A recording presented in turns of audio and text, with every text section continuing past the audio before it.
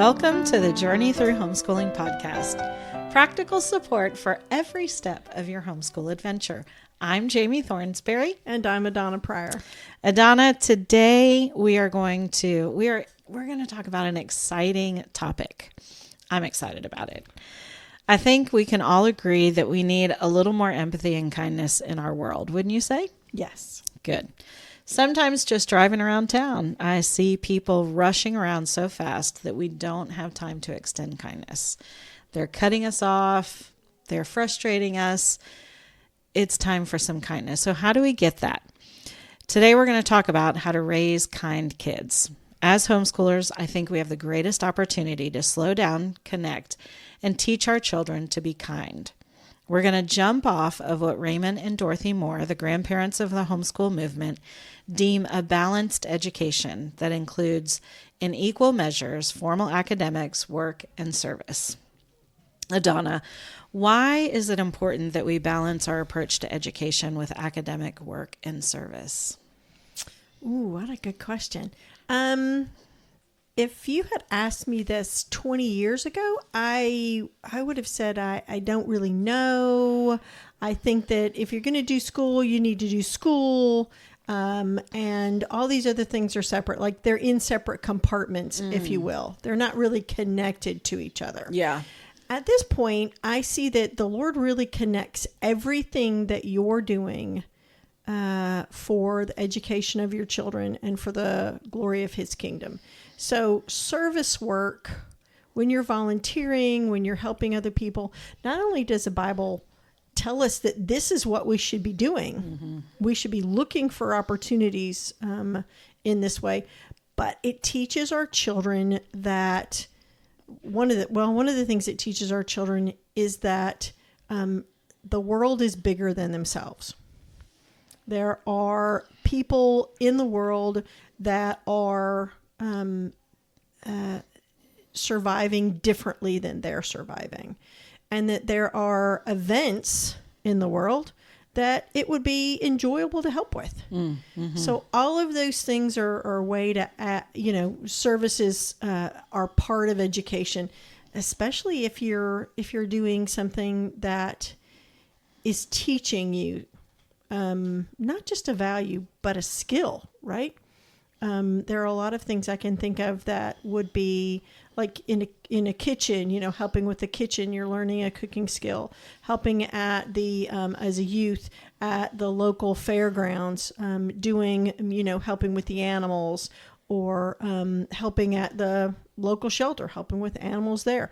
So there are tons of things where you're learning a skill, you're meeting all of these people. And a lot of times those people you meet become this network of people that are helping you in your education. So I used to think that education and volunteer work or service was, like separate compartments, but now I really think it's all part of the same pie. Yeah. And it's just a different bite of that pie, right? So I love adding service to any kind of education plan you have, to academics, if you will, to any kind of academic program that you have.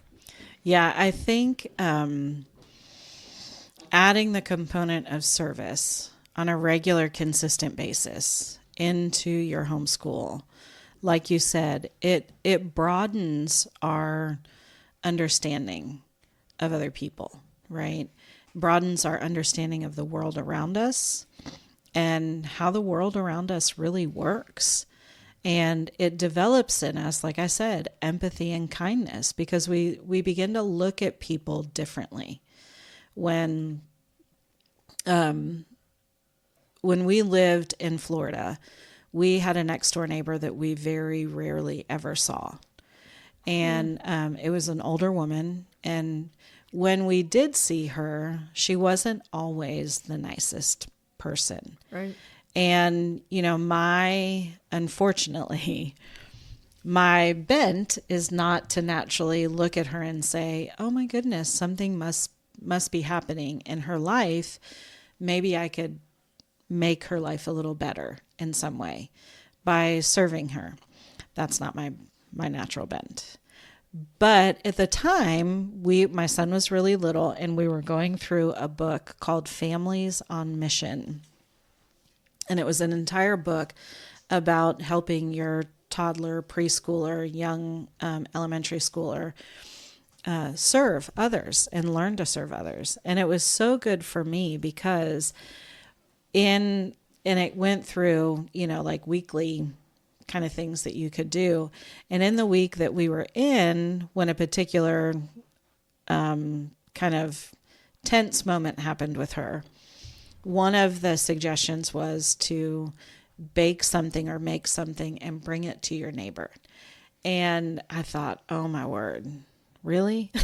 that's not exactly right. what I thought the resolution to this was going to be. Right. But doing that, when we were able to, my son and I baked some cookies and we brought it over, and I wasn't even sure that she would open the door, honestly. And when we knocked on the door, she actually did open the door. And when we presented her with the cookies, her whole demeanor changed. And, just saying to her, thank you so much for being our neighbor, and, really trying to get to know her on a different level gave me a completely different perspective of her. And it actually changed our relationship in a very different way, where she was kind of grumpy before. When she'd see us, she would really take the time to talk to my son, and it just became so much more pleasant. And so I love the idea of what Dr. Moore recommends, that education be that balance of work, service, and education. And I see a lot of us in the homeschool community these days putting so much emphasis on academic pursuits that we've lost the slowing down that we have the ability to do, and look around to those around us and how we can serve them. I think we go to serve a lot, in different places, but serving people within our neighborhood, within, the 100 feet around us, oftentimes gets lost. And I think that's such a great opportunity that we have, both for our children and for our neighborhoods, that we could be taking advantage of. Yeah, service is first and foremost very, very personal. And it should always start close to you, with maybe not necessarily with a neighbor physically close to you, but with the interests that are close to you. Where is the Lord putting your heart? And beginning there and bringing your children along with that so that they see that. And it could be just as simple as speaking kindly to the people that you meet in town.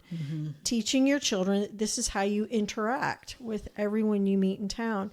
As you were telling that story, I remembered a very, very grumpy person that we had in our life because she worked at a deli that we went to. And generally speaking, we were at this deli the same day every week, approximately the same time. So we were interacting with the same work people that were there. And I would always be pleasant and smile and ask about her day. She never really had any kind of nice or kind looks on her face or really sweet responses. And we would leave and, you just forget about it. And one day we went up there and she just started chatting. I have no clue why, but she just started chatting, and it turned out to be a nice little brief conversation. But we left, and one of my children said, "You can talk to anybody." And I said, "What do you mean?" She said, "That woman have you seen how she talks to everybody else?" And I said, "Yeah, but they're not really engaging who she is. They're just wanting her to do work for them. They're not really asking sincerely how her day is and talking to her." I said, "All you have to do is just be nice and smile, and she'll respond to that. You just watch, she'll respond to it." And I find that that's really true. acts of service, acts of kindness don't have to be something that takes up 100 hours of your year or your month. It could just be those real simple tasks of taking some cookies to someone, smiling at people and saying hello, waving at them. So service can be just that simple. And I really think that's kind of where you are introducing your kids to it. Yeah. And then you can expand it to something that would involve the work ethic. Maybe you're going outside of your home. You're baking the cookies. You're taking those somewhere. You're going to a neighborhood. One of my aunts lives in a neighborhood that is, I'd say about 50% of the people there are retired. And when we've had storms in the past, we have gone over and just removed limbs from people's yards, helped clean up some of the larger things that were in the yard because they weren't physically able to do that. Yeah. And it wasn't a big deal. You just pick them out of the yard, and we moved them to up against the roadway where the city would come through and pick up all the large debris. So it didn't really take very long. And once you start doing that, you would see that the people would come out and make you lemonade, and they would bring you little snacks because that was something that they could do, right? Yeah. The person in the house can't go outside and move large limbs, but they can make you lemonade and bring you those. So there are so many things. Once you start opening your eyes to what's around you, there are so many things that you can do. It doesn't have to be the organizations. You don't have to be a member of a particular organization like like the food pantries or the soup kitchen. There doesn't have to be a particular set volunteer organization. It can just be as simple as, like Jami said, make some cookies for your neighbor. Yeah. Notice that your neighbor is struggling with a particular task. And just reach out. And you don't even have to make it known that you are the one that did it. Yeah, right? For sure. How many stories have I heard of people saying, we came home one day and there were several bags of groceries just sitting on our porch. How wonderful is that, right? I remember one mom in my Bible study group saying we came home and there were, package of diapers and baby wipes sitting on the porch, and you're like so blessed, and no one ever said anything to you about it. Yeah, kids have so much fun when you do those DoorDash. Yes, they do. What are they? Ding Dong Dash. Yes. Where you just leave something on, a neighbor's. We did that during COVID, actually, for a family member. My niece has 3 children, and we did that as kind of a fun way to get out of the house and interact. And it really was. Did you take toilet paper? No. But, we got some activity books and things that her cousins could play with and do while everybody was at home. And it was fun. It was exciting to put it all together. It was exciting to see if we were going to get caught, which we did. Yeah. But it was a way that, we were able to take a situation that was already kind of, not the ideal situation and make it exciting and make it something, make a memory of it and think about others and not just think about the things that we were going through. Yeah. And so many times, a lot of what we think of as a service project, a lot of that is available during the holidays. You see a tremendous push for people to be bringing food, to be bringing gifts, to be bringing cards during the holiday season. But every single day of the year, there is an opportunity for you to do something. Yeah. It could be as simple as spring break and fall break. We would do that kind of that closet swap, where you're going through clothes, and you would make a point of saying, what we don't want, we're going to give away. Yeah. Now go through it and make sure that when we give this away, it doesn't have holes in it. It's not ripped. You want to make sure that this is something that someone else could wear. And they love that because they understood that they were helping somebody else. Yeah. I've been reading this book recently. It's a new book, and it's the author's first novel, and it's called Theo of Golden.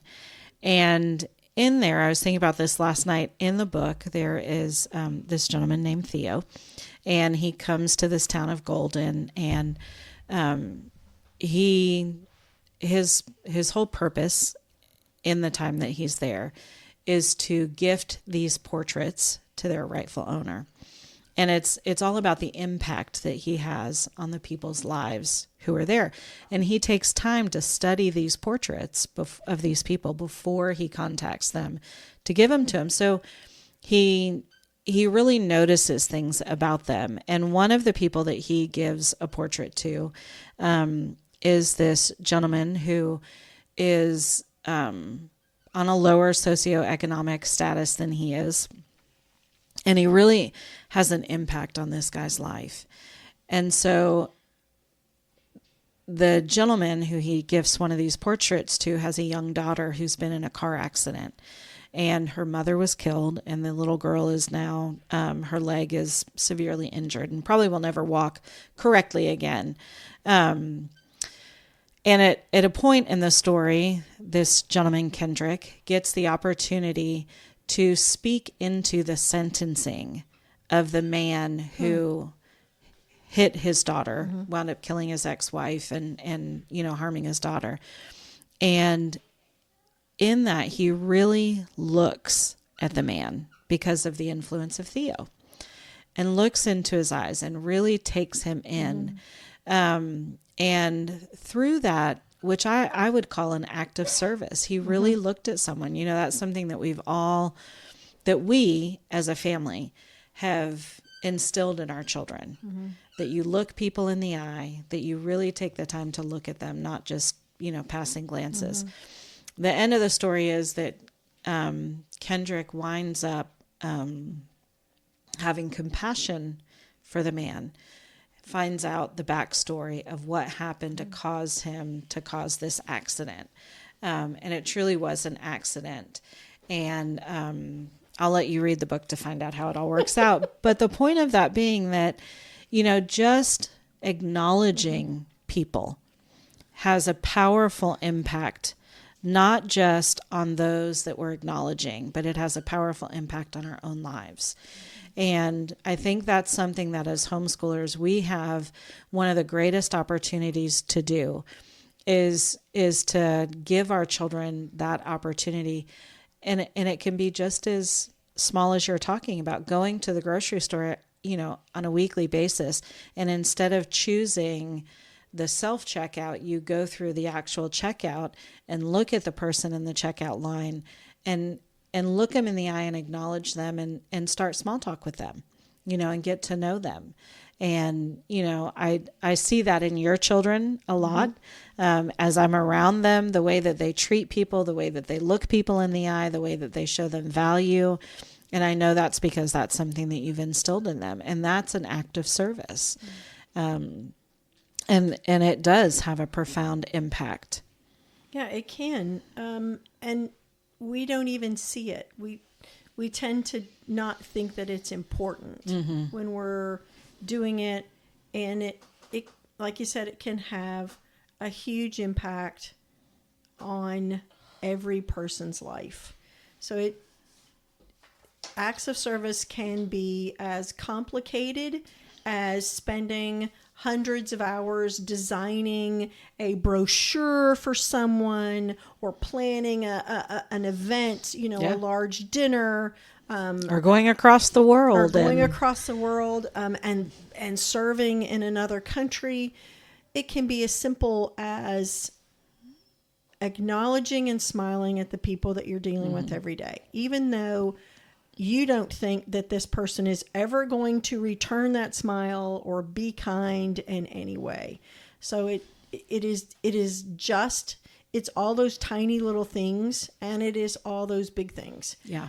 Your academics, I can't stress this enough. Homeschooling is about academics, yes, but that is the smallest part of homeschooling. Yeah. You can learn anything at any age. I have we had, he passed away several years ago. My husband had a cousin who was, I believe, 101, maybe Wow. 102 when he died.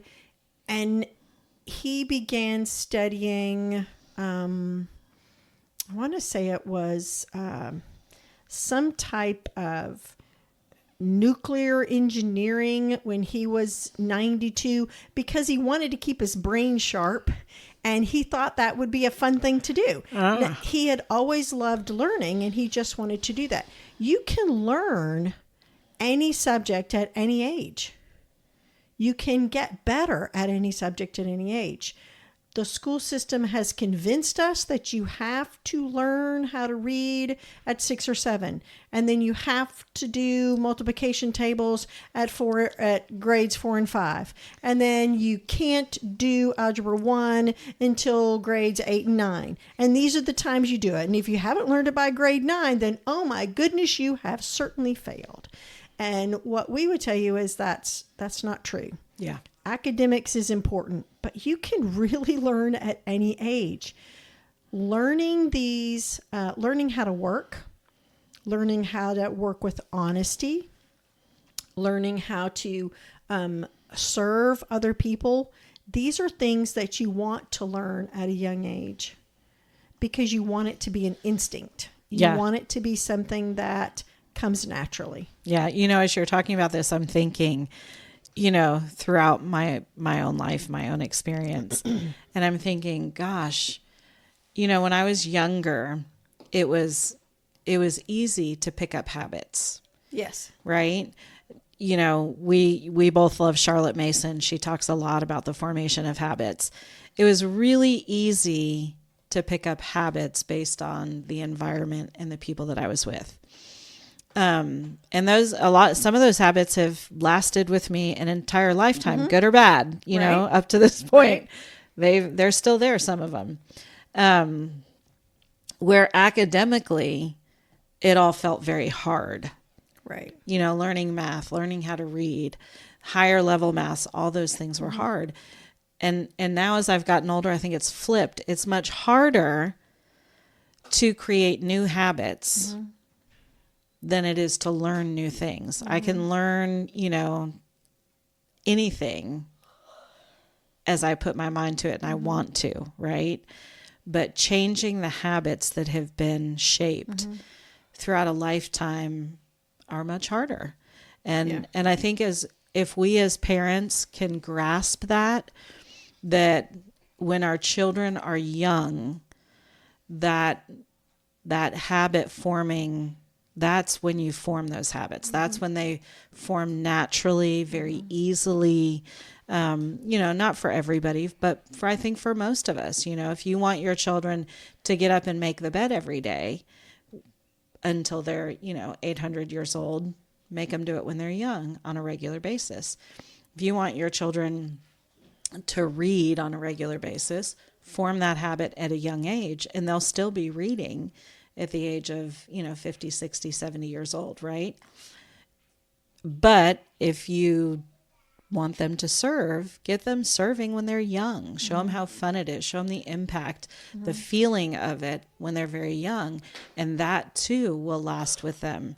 And like you said, those academics will come in the right time. But we don't always get the opportunity to shape those habits after a certain age. Yeah, I'm remembering some of the things that you said that you went through when your oldest was approaching high school, and you talked to some people and said, hey, what are you looking for? And the thing they weren't looking for was, I want him to have a perfect score in math. Yeah. One of the things they were looking for is a work ethic, is the ability to relate to other people, to have conversations and to have real conversations with other people, to learn from other people, to show up on time. These are things that were important to them. How was this man who is going into society? How is he going to be able to communicate? Yeah. How is he going to be able to respond to other people? Is he doing it in a timely way? Is he doing it respectfully? They were not concerned with, does he know how to diagram a participle? Where on that does the adverb fit, right? Yeah. Now, not saying that's not a fun thing. I love diagramming sentences. Personally, I thought it was a blast.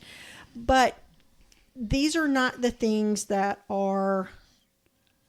people are looking for in society. Now, one of the questions that I get quite frequently from high school students is, if that's not what people are looking for, then why do I have to study it, right? Why do I have to know what an adverb is if my boss isn't going to ask me? And I always say, because this is what your brain is looking for right now when you're 12, 13, 14, 15. It needs to be churned in this academic fashion in some way in order to grow and expand. Yeah. We want it to grow and expand. We want it to think logically. So we want to do the muscle work of the brain. Absolutely. So that's what you're doing. You're not cheating on your exam because that's not doing the muscle work. But part of that is such a small portion of your life. Do you need to do the muscle work when they're young so their brains expand? Absolutely. We need to be looking at parts of speech, and we need to be looking at mathematics, and we want to be reading constantly. We want to be learning. But that is such a small part of our entire life. Yeah. And we want to make sure we're plugging into them those important things. Yeah, going back to, Dr. Moore, who, he had his doctorate in huge just understanding of development and how the brain works, how the body works, and that's why I love how he said that, education is a three-legged stool, right? Right. Study, work, and service. If you take away one of those legs, then that stool is going to be unstable. Right. It has to have all three in order to function properly. And, we as individuals need the same thing. We need those three legs to keep us steady. We all know the traps of too much work, right? Right. And in our older lives as we're adults, we know what too much study can do, right? I mean, we've all, or many of us, have probably heard of, people who have gone and gotten multiple degrees and still can't get a job. Right. And not having that academic focus as well is a hindrance in and of itself. So when we're able to balance that with the work, the study, and the service, then we have a much fuller and a much richer life. And again, I think, as homeschoolers, with the freedoms that we have, we can so schedule our day and our times that we can do that. And our kids' lives will be so much richer for it when we're not just relying on the academics or the work. If we're teaching our kids academics and work, then life really is kind of becoming all about them. And we need that service to come in and remind them that life isn't just all about them. And at the same time, they're learning that empathy. They're learning they're learning kindness. They're gaining confidence, right? As you said, if we're following their interests, even in the service part of it, they're gaining confidence in using their skills and interacting with people with people of different, just different from them.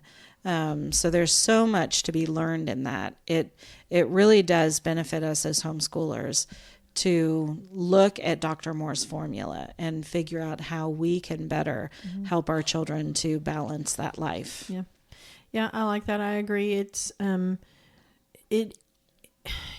emphasizing again, it doesn't have to be a service where you're looking for people who are poverty stricken to give them food, or to help, or someone who is elderly to give them, help in their yard. There are so many ways that you can look at your community, look at your neighborhood, and just do simple things on a daily basis. It doesn't have to take hours and hours. It can if you want it to, or if it develops into that, maybe that's where it's going to go, and the Lord's going to lead you in that way. But generally, there are small things that you can do every day. Look at motherhood. Every day, mom, you are serving your family. Every single day. Every single day, Dad, you are serving your family by the things that you do. So this is important that our children see us do that. See us do that with a delight and a joy, knowing that we're doing them unto the Lord. Yeah, absolutely. Well, I hope you've enjoyed this this episode of the Journey Through Homeschooling podcast. Get out there and serve somebody with your family. And we hope you come back and listen next week. Like us on Facebook and Instagram. You can find us under Exodus Christian Academy. Connect with us here. Share this episode with another family, and maybe you can find some service projects that you can do together. It's always more fun to do things together. But whatever you do, join us back here next Wednesday for the Journey Through Homeschooling podcast, practical support for every step of your homeschool adventure.